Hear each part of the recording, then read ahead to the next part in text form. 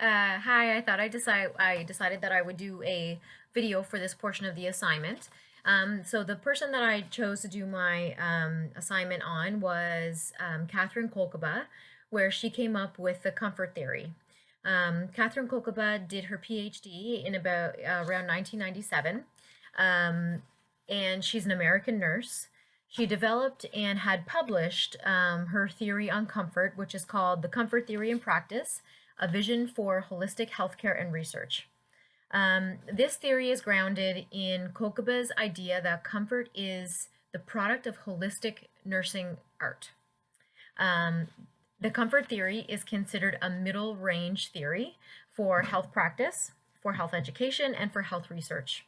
A middle range theory is it's a theory that is limited with scope. So that explains it's kind of explains a specific set of development or experience. According to the model, comfort is an immediate desirable outcome of nursing care. So this allows the comfort theory to potentially have a place at the forefront of healthcare. To develop her theory, Kolkaba actually studied many different disciplines. Nursing, she studied medicine, psychology, and English, just to name a few. And she conducted a concept analysis of comfort that examined literature from these disciplines.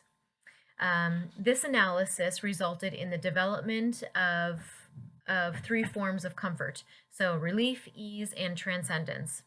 And it also resulted in four concepts of holistic human experience, or contexts in which patient comfort can occur. So it's physical, psycho, spiritual, environment, and socio-cultural. Then once those were developed, then it became then they looked at a classification structure that was created to guide assessments, measurements, and evaluation of patient comfort. Because Kolkaba's theory is all about comfort, the setting that I would use for our lunch would be a very comfortable, obviously, atmosphere. So I was thinking kind of big comfy chairs, well lit. I was also thinking using, lightly scented candles, maybe some soft music, just to try to kind of adapt to all of her comfort features so that she feels comfortable right from the beginning of our meeting. I would start off with Catherine kind of explaining what a workday looks like for me. So I would explain how I address each new client that comes in to see me. I would express what I say during my consultation.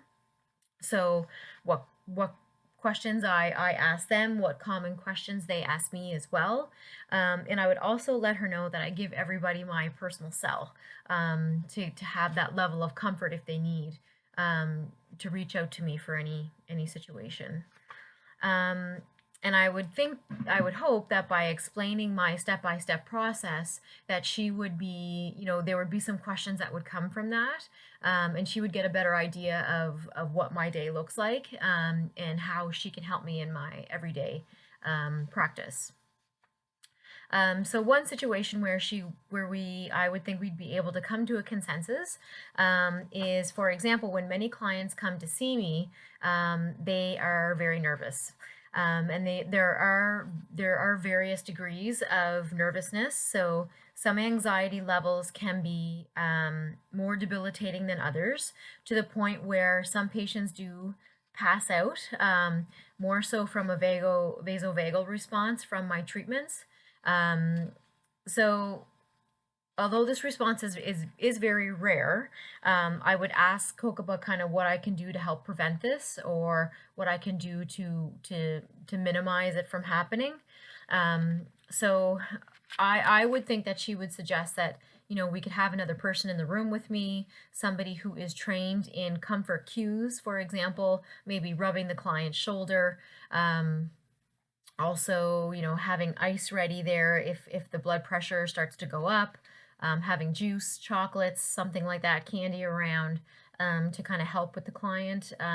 to address any physical situations, but also she could be trained in talkesthesia, where that individual kind of helps de-escalate any rising tensions that could happen during our session together.